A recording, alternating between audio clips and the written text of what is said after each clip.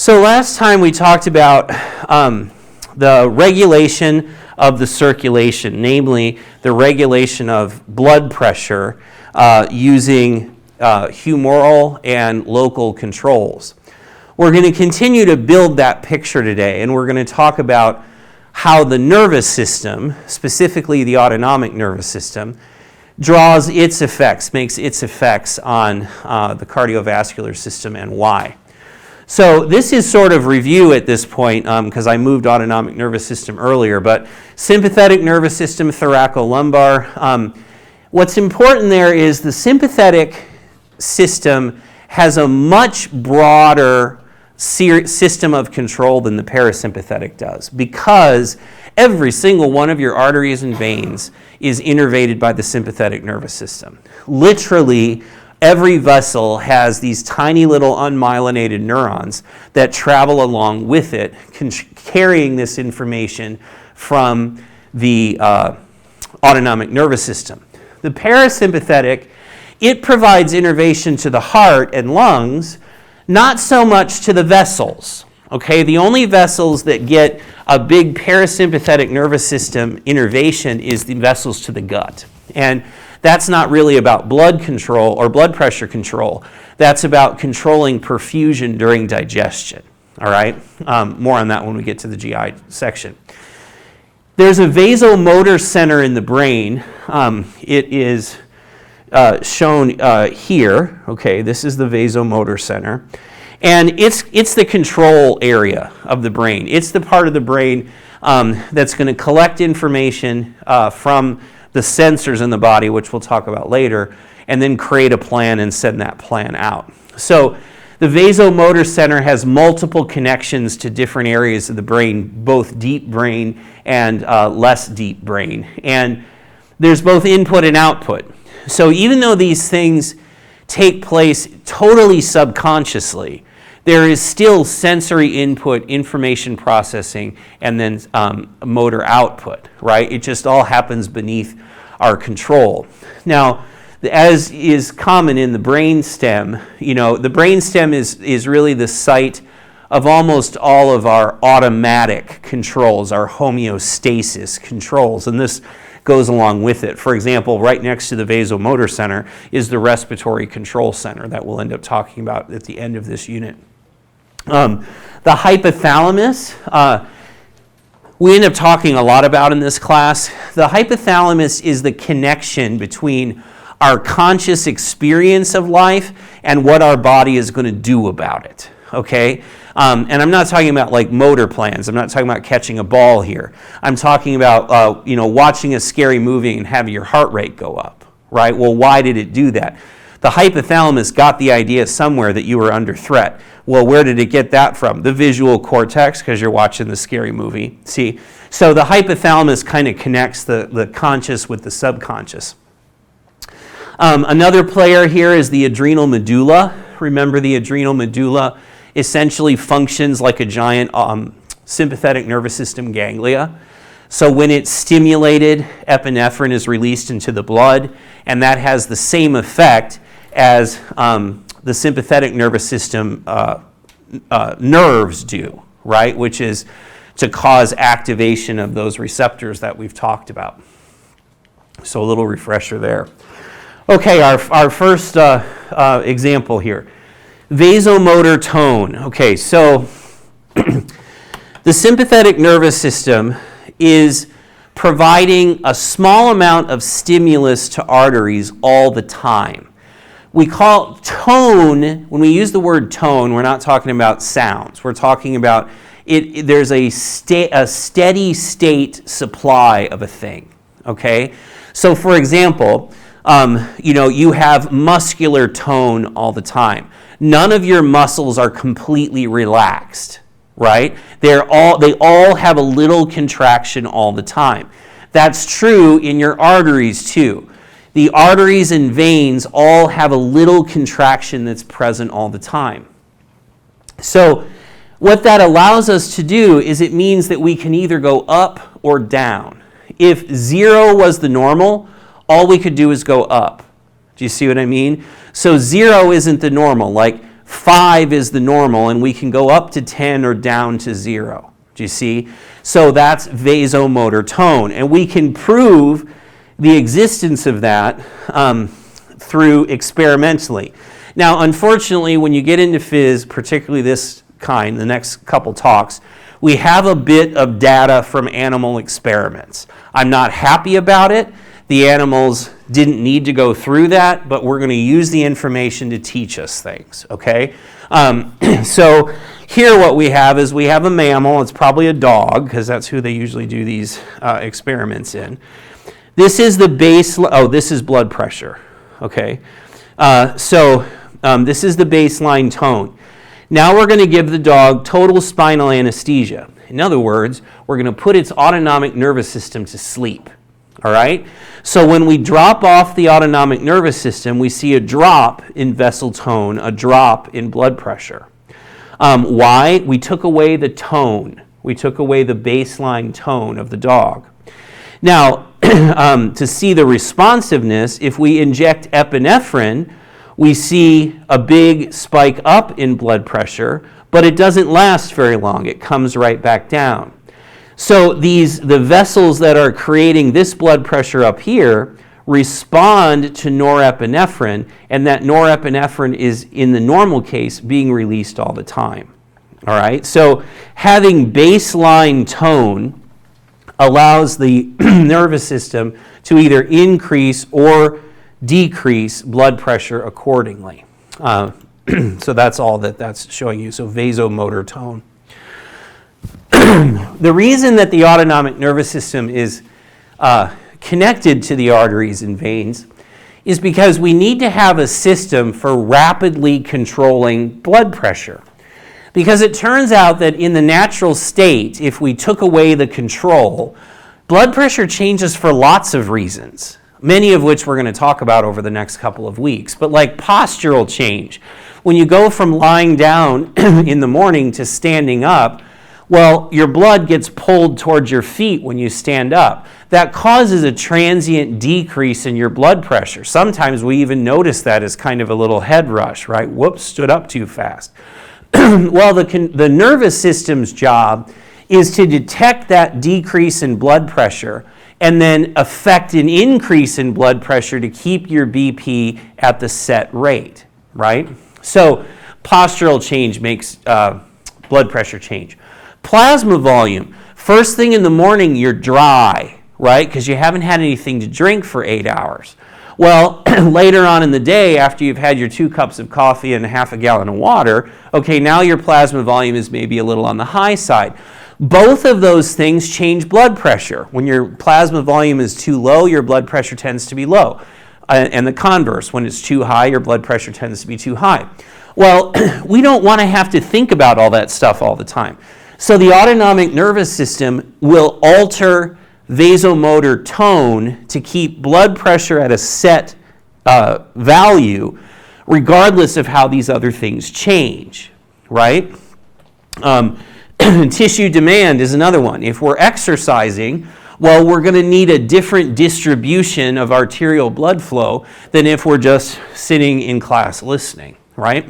So these things involve both cardiac and vessel stimulation by the sympathetic nervous system, right? So I'll use the morning example, okay? You've been lying in bed, you stand up, your blood pressure falls a little bit. All right, so the vasomotor center detects that decrease in blood pressure, sends out a burst of vasoconstriction. That's going to increase your total peripheral resistance.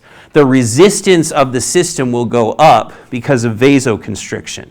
All right, so that's going to tend to elevate blood pressure. The other thing that happens is the heart has stronger, faster contractions. You'll note you can actually test this if you think to. In the morning before you get up, find a pulse, take it, then stand up, and you'll feel your pulse rate go up and then go back down. Now the up is the quickest thing that can respond to a decrease in blood pressure is the heart, because there's one place, right? And all you got to do is get it contract faster. So you get an increase in heart rate first, but then eventually your arterioles constrict and your heart rate can go back down to its normal right? So we get arterioles, heart, and then veins. Veins are constricted usually alongside with arteries. When veins constrict, though, it's not about increasing blood pressure, it's about increasing venous return. Let's get more blood back to the heart so the heart can pump out more blood and get the blood pressure back up. So all of these end up having the same effect. They increase blood pressure. So if the inciting problem was a blood pressure that's too high, the opposite things happen, right? So vasomotor tone goes down, heart rate goes down, and so on. So sympathetic nervous system, arteriolar constriction, venoconstriction, increased heart rate. So these things increase the volume, total peripheral resistance, and increase the cardiac output. Now, the nice thing about this is it's fast. 5 to 30 seconds, and your blood pressure is restabilized. The kidney systems that we're going to talk about tomorrow take much longer than that, right? So this is our acute control of systemic blood pressure. Now, don't forget that at the tissue level, it's still being managed by autoregulation, right? CO2, when CO2 goes up, oxygen goes down, temperature, all that stuff, we get dilation of the arterioles. That is not this, all right? This is keeping the blood pressure high enough so that each individual tissue can control its own blood flow, okay? So this same system that elevates BP when BP falls, it's the same system that elevates blood pressure for things like exercise, right? And we'll be talking about that as we get into our more integrated examples later on this week. Okay, so if we have a system that takes inputs and creates outputs based on changing variables or changing states, well, we would call that a reflex, right? So in order to have a reflex, we need to have a sensor and an effector. Our sensor here are the baroreceptors that we talked about in our autonomic nervous system chapter, right? The ones that play a major role are the ones in the wall of the aorta and the ones that are in the carotid artery just above the bifurcation, okay? We call it the carotid sinus. The carotid sinus, because it manages blood pressure to the brain, it is the one that tends to have the biggest effect, right? Because it's the brain that has to control the show. So the carotid sinus is innervated by Herring's nerves. Herring's nerves travel through the glossopharyngeal, which is one of the cranial nerves, okay? So that's carrying the information in. And then the information coming out, of course, is going to be from the vasomotor center out into the sympathetic nervous system.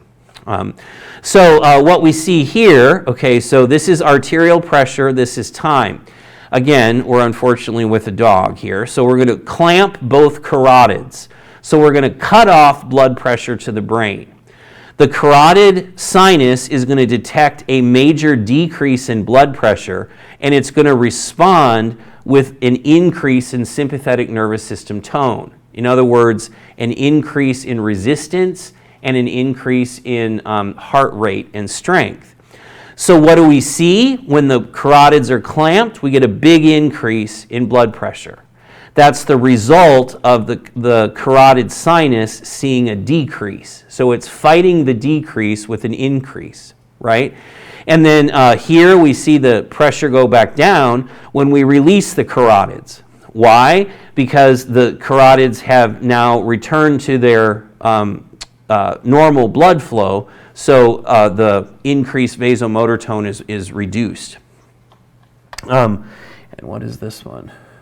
Oh, this is arterial blood pressure. This is number of signals per second from the carotid sinus.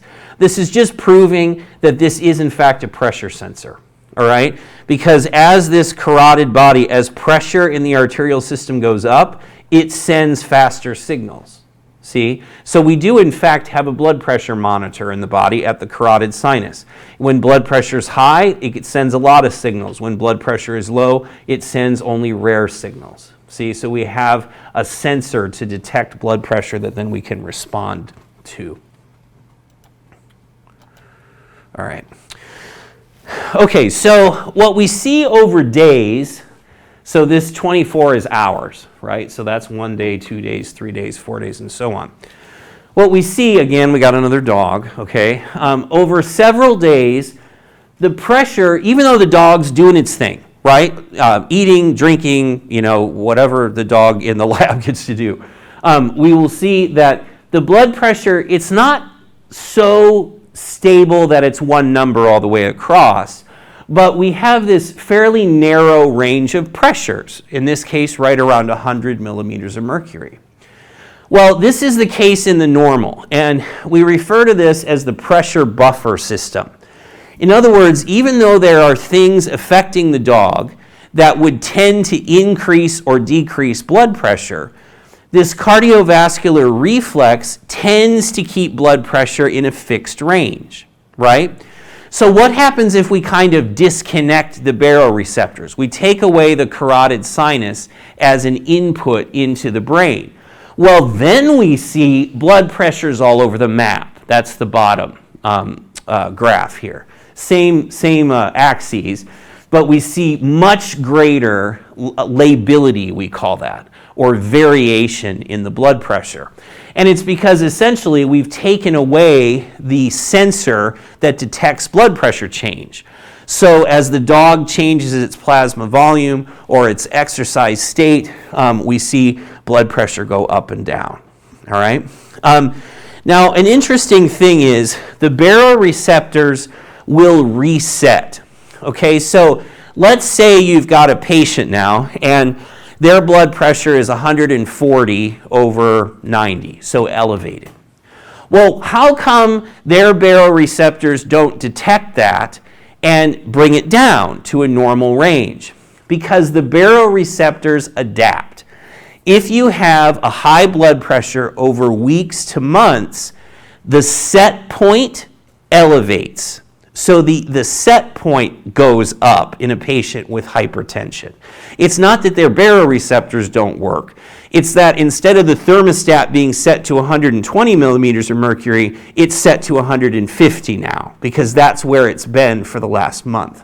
So the baroreceptors don't set the blood pressure. They just keep the blood pressure where the brain has set it. All right? Now, there is some research going on as to whether we can use baroreceptors to control hypertension, but we're not there yet. We just know that they don't set the pressure, they just maintain the pressure, they detect it. Okay, so baroreceptors are one input into this system. When the pressure goes down, sympathetic nervous system outflow goes up and vice versa. Well, we also have chemoreceptors. Chemoreceptors detect oxygen, CO2, and pH. Oh, look, it's the same things that our autoregulation detects, right? Yes, but not in the same place, okay? Those factors, low O2, high CO2, low pH, they'll make arterioles dilate and fill capillary beds. We've talked about that a couple of times. Well, here, the chemoreceptors we're talking about are for the whole body now, not just a tissue, but for the whole body. So in the carotid bodies, carotid sinus, and in the aortic bodies, same place as the baroreceptors, okay, we have these chemoreceptors. When any of those things happen, the signal to the brain, there's a signal sent to the brain to the vasomotor center. The vasomotor center responds to these signs of increased activity. That's what they are, right? So signs of increased activity get an increase in sympathetic outflow. In other words, the busier the body is, the more blood pressure it tries to make. This is a good thing, right? It means that when you're out there exercising and your O2 is low and your CO2 is high, the sympathetic nervous system is going to stimulate the heart to pump faster and harder, and is going to tweak your arteries down a little bit to get the pressure up, right? Why? Because you're busy. You've got more blood flowing through more busy areas than you do when you're doing right now, right? So that's the chemoreceptors. They work just like autoregulation, but they work for the whole organism instead of just for a tissue, okay? All right, I got to take a drink here. All right, what other receptors do we have? Sensors. The atria and the pulmonary arteries have low pressure sensors. So far we've kind of been talking about high pressure sensors. These get activated when the pressure becomes lower. So they don't detect systemic blood pressure. I asked, could they? No, because they only detect the lower end, right? But they do detect change in blood volume. So the idea here is these pressure receptors work on stretch.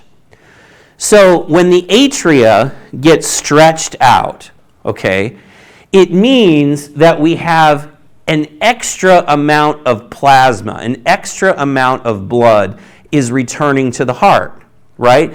Or the atria wouldn't get stretched, they would have already, that blood would have been ejected already.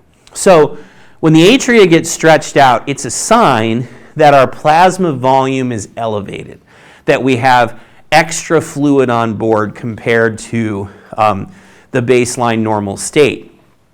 So we have a couple of things that happen in response to this. One is we get a dilation of the afferent arterioles in the kidney. Now I know we haven't gotten there yet. Essentially what I'm saying there is blood flow to the kidney increases. That increases the production of urine. The production of urine reduces plasma volume. So we've fixed our problem. We got too much plasma volume, we get the kidney to make extra urine, plasma volume goes down. Okay, so that's one effect of these atrial stretch receptors. Another is it reduces secretion of ADH. ADH is our fluid conservation hormone, right? A desert hormone. So if we have a higher than usual plasma volume, the last thing we want to do is hold on to every drop of water, right? So we reduce our ADH so that we can make more urine. And then finally, atrial natriuretic peptide, ANP we call that, is released from the atria when it stretches out, and it causes natriuresis. All right, so a little history lesson in my 2 minutes I have left. What's the chemical symbol for sodium? Na. What does it stand for? Natrium. Very good. Natrium, right? Same root as natriuresis, all right? So natriuresis is peeing out sodium. Well, I've already told you water follows salt, right? So if we increase the amount of sodium in the urine, we increase the volume of the urine because water follows along behind. So atrial natriuretic peptide gets the kidney to dump sodium, that gets water to be dumped out, and that again takes away our initial stimulus, which is an atria that got stretched out.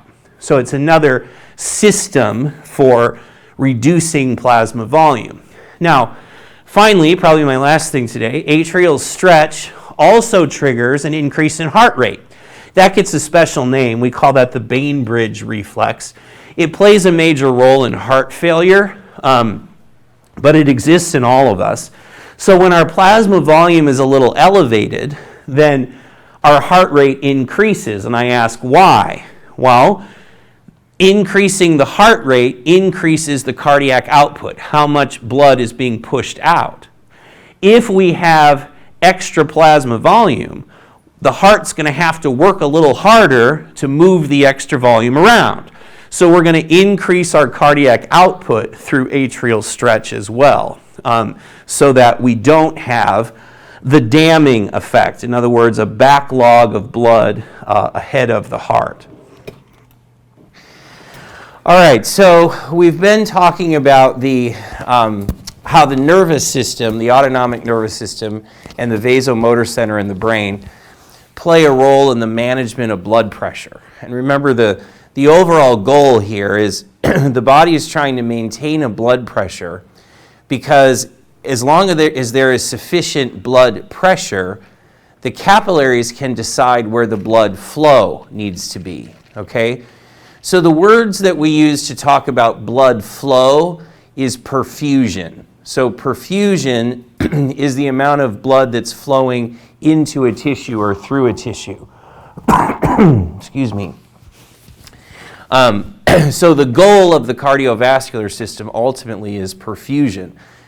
The way we get to perfusion is by maintaining a blood pressure. And the source of that blood pressure is the heart's contraction together with the resistance of the vessels, right? Remember, in order to have pressure, you've got to have a source of energy, and then you have to have resistance to the flow of that energy, right? Okay, so we've been talking about a number of these nervous system reflexes, and this is another, the CNS ischemic response. So the vasomotor center is in the brain, right? It's in the brain stem of the brain. So what happens if the brain itself is starved for nutrients? In other words, perfusion to the brain becomes reduced. How does the brain respond if it is the site of this vasomotor control? And it responds in a kind of selfish way. When the vasomotor system or the vasomotor center, when it has poor perfusion, particularly oxygen, when its oxygen concentration is low, pH is low, or PCO2 is high, it responds by dramatically activating the autonomic nervous system, the sympathetic branch of the autonomic nervous system, powerful sympathetic outflow. So what that should mean to you is, okay, we're going to have massive constriction of vessels and big stimulation of the heart, right? So we're going to fire everything up. So this big sympathetic outflow, it raises blood pressure, and CO is cardiac output. And cardiac output, in other words, how much blood is leaving the heart per minute. And the idea here is if we raise blood pressure enough, well, perfusion to the brain should improve, right? Even if we have substantially lower plasma volume.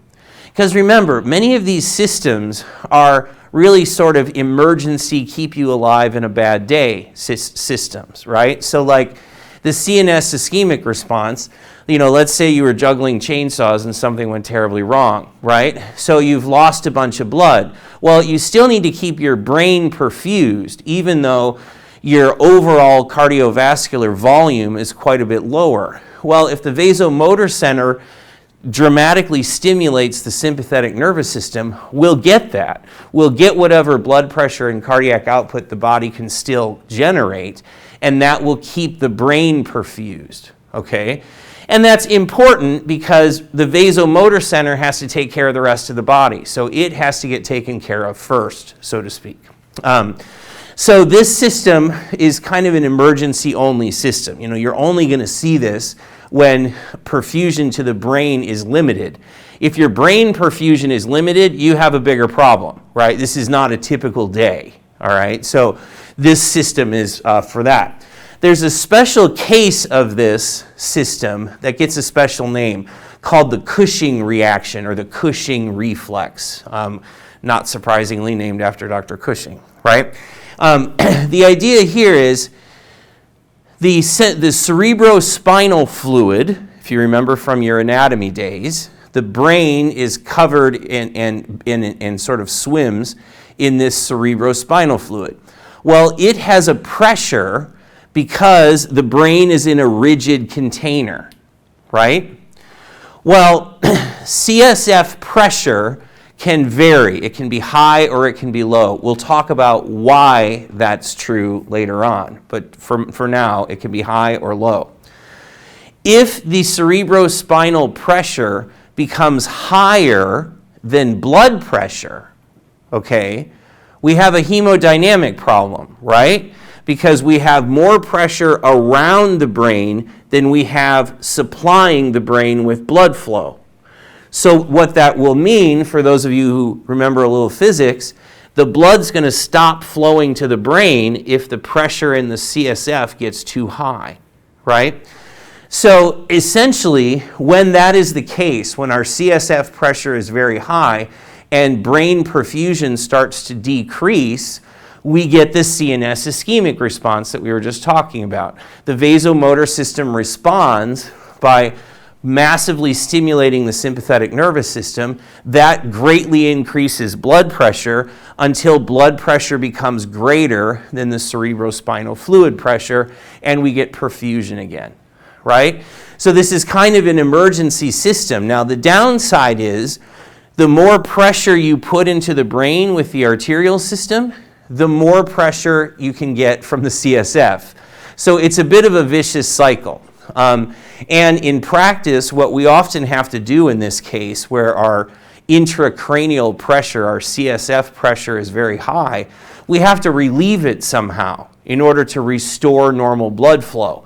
One of the ways we relieve it is we have our friendly neighborhood neurosurgeon drill a hole through the skull and put a pressure transducer on it to relieve the pressure, right? That way we return to normal, well, not normal, but at least more adequate cerebral blood flow. So the Cushing reaction is a special case of the CNS ischemic response. Another place that we see this, though, is in like cardiac arrest. Anything that causes poor perfusion to the brain will result in a large sympathetic outflow. So we'll have a tendency to have a lot of vasoconstriction when we have poor brain perfusion for any reason. Okay. Some other sort of effects that we see from the nervous system controlling blood pressure, the abdominal compression reflex. All right, so we've learned that the sympathetic nervous system triggers vasoconstriction all over the body, right? Vasoconstriction tightens down vessels, that increases resistance, which therefore increases blood pressure. Well, we have another neat way to increase blood pressure, and that is to increase our abdominal muscle tone, all right? And this is something that does happen in the fight or flight response. The abdominal muscles constrict a little. Some people will even notice this, like if you've been through a period of stress, say a car accident or a very difficult, challenging experience, your muscles are sort of sore all over, right? Well, part of that is the sympathetic nervous system increases skeletal muscle tone. Now, in the abdominal muscles, this gives us a big effect because the abdomen is essentially full of big vessels and full of fluid, right? So if we constrict those abdominal muscles down, if we compress the abdomen, we essentially push that fluid from the abdomen into the vessels, and now the body can use that as circulating blood volume.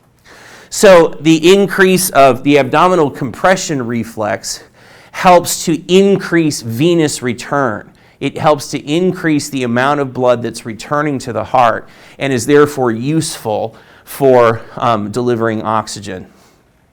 Now, skeletal muscles do this too for a little bit different reason. The abdominal compression reflex is about squeezing those large vessels in the abdomen. Skeletal muscle also contracts, the tone increases under sympathetic nervous system control, and what that does is it causes compression of the arteries and veins that are within and around the skeletal muscle. It has the same effect as the abdominal compression reflex. It pushes more blood back to the heart, so it's like an auto transfusion. It's like borrowing blood from the skeletal muscles because our plasma volume is low anyway, right? So these are two skeletal muscle-based reflexes that work with the sympathetic nervous system to increase venous return and therefore increase circulating blood volume. Now another, this is more of a phenomena, it's something we observe and often raises questions, so I explain it now. If you look at, all right, so let's say we put an arterial line in somebody, right? So we're going to put a tube in their radial artery. Well, what we typically do if you have an arterial line is we'll hook that up to a pressure transducer, and that will create a line on the monitor, right? It will show you in real time the pressure in that vessel.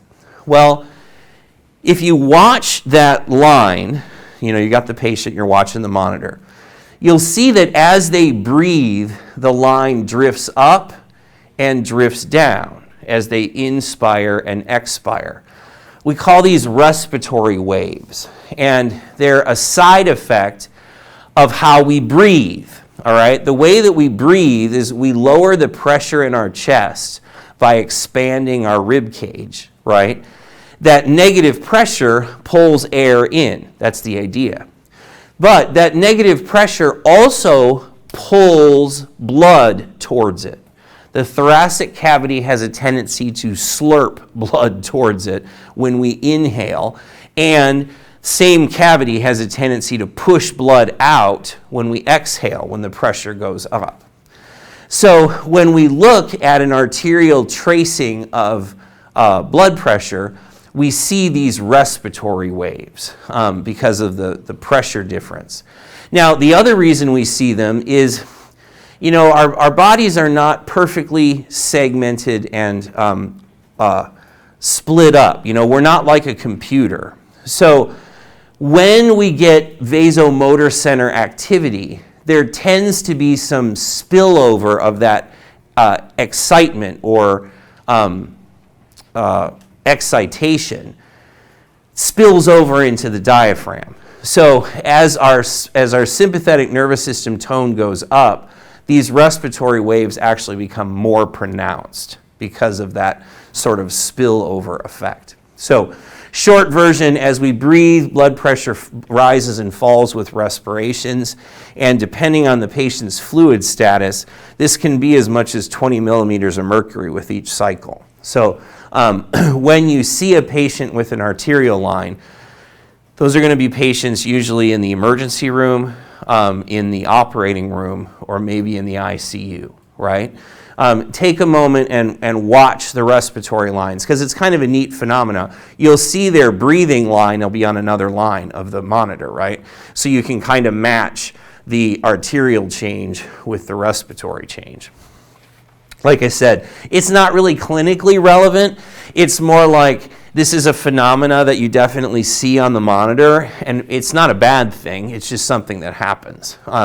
Incidentally, when you do an EKG, you also get respiratory effects. Okay, so like if you have somebody who's on continuous ECG monitoring, as they take a breath in, the baseline will go up and down, up and down. You also can't technically get a good ECG while somebody's breathing or talking, right? So you have to sort of have them be quiet and still. All right, fire up your Kahoot stuff. Oh, these researchers. It's like Frank Starling relationship. All right. Central chemoreceptors detect a significant decrease in oxygen. What will happen?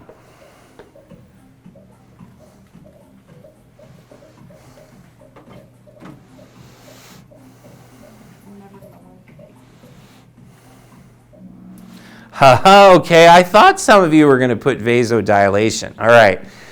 And that's not a bad mistake, okay, because we have been talking about how autoregulation, when oxygen concentration goes down, capillaries dilate, right? Arterioles dilate. That's the autoregulation. That's the local effect. Centrally, we get a different effect. When oxygen is low, in other words, when the carotid sinus and the aortic sinus detect low oxygen, they send a signal to increase vasoconstriction all over the body. Different reasons, all right? At the local tissue level, vasodilation is to increase blood flow through a busy tissue, right? Centrally, when a low oxygen concentration is detected, it means we don't have enough blood pressure to provide the needs of the body. So the body, the vasomotor system sends out the signal for vasoconstriction. Vasoconstriction elevates the resistance, that elevates the pressure, and now the areas of the body that are busy have more pressure to make blood flow. Okay, so there's a difference between central effect with oxygen and local autoregulation effect. So systemic vasoconstriction, best answer there. All right. The vasomotor center is activated. For whatever reason, what happens?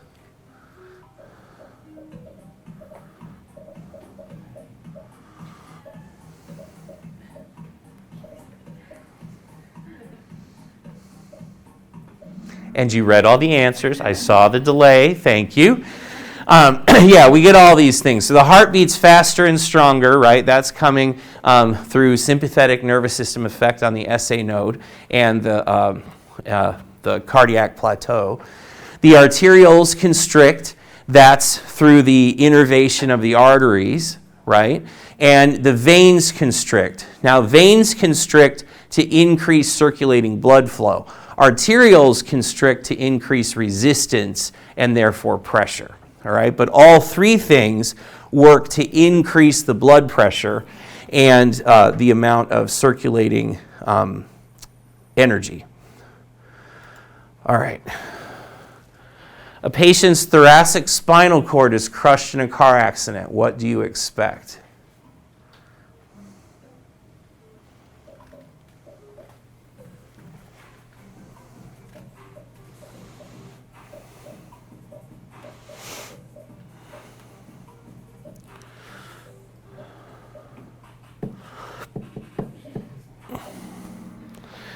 Ooh, a bit of spread on this one. Okay, so if you take out the thoracic spinal cord, you take out the sympathetic nervous system. All right, that's what we're getting at here. And without the sympathetic nervous system, you're going to have increased blood pressure lability. It's going to be more wild. You know, we looked at that graph with the dog that had its sympathetic nervous system turned off, and we saw that it's all over the place. So that's what we would see. Yes, ma'am. Yes, that's autonomic dysreflexia, is their sympathetic and parasympathetic nervous system either isn't connected or is out of balance. Yep.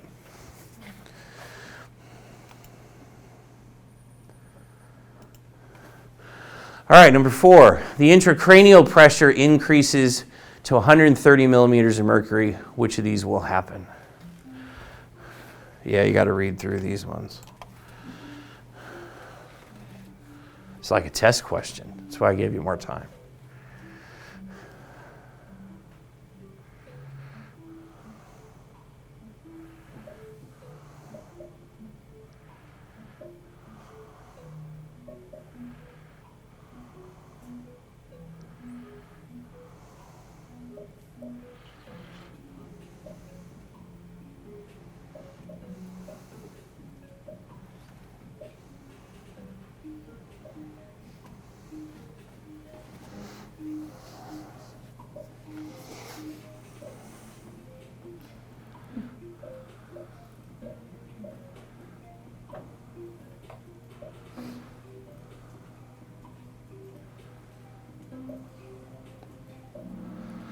Okay, most of you got that. This was a hard question. Okay, this is a good solid level 3 question right here.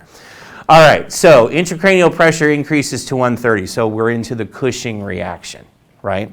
All right, so Cushing reaction, big burst of vasomotor center output. So really now what the question's asking you is, how does the vasomotor system affect things, right? Well, the red one, the triangle, one of the things the vasomotor system is going to do is increase heart rate, all right? And it's going to increase heart rate by causing the SA nodal cells to have a higher membrane potential, right? Higher membrane potential, they're going to auto-depolarize faster, so therefore the rate is going to go up. So yes, we're going to have an increase in heart rate. Well, what about these others? The blue one, norepi release at arterioles will decrease. That's the opposite of what would happen, right? The vasomotor center is going to increase the amount of norepi being released to cause vasoconstriction, right? So it's not the blue one. Yellow, atrial natriuretic peptide will be released by the atria.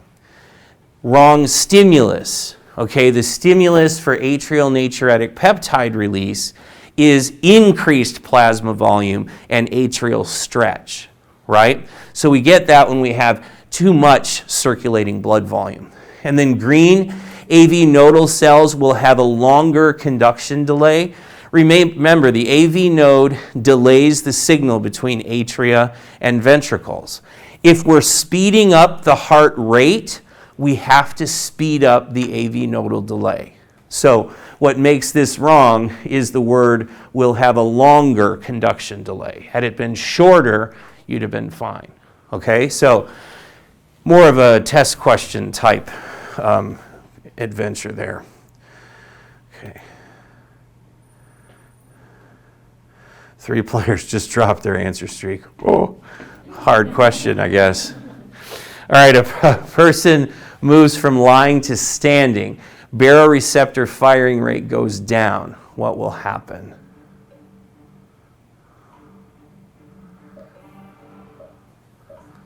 What's with the music, man? I feel like we should be wearing hard hats or armor.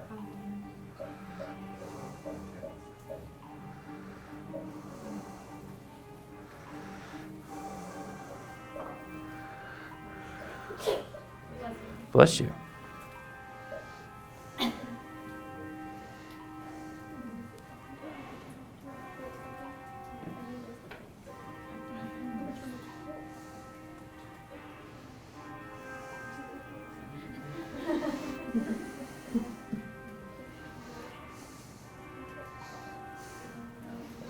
We got a holdout. All right, there we go.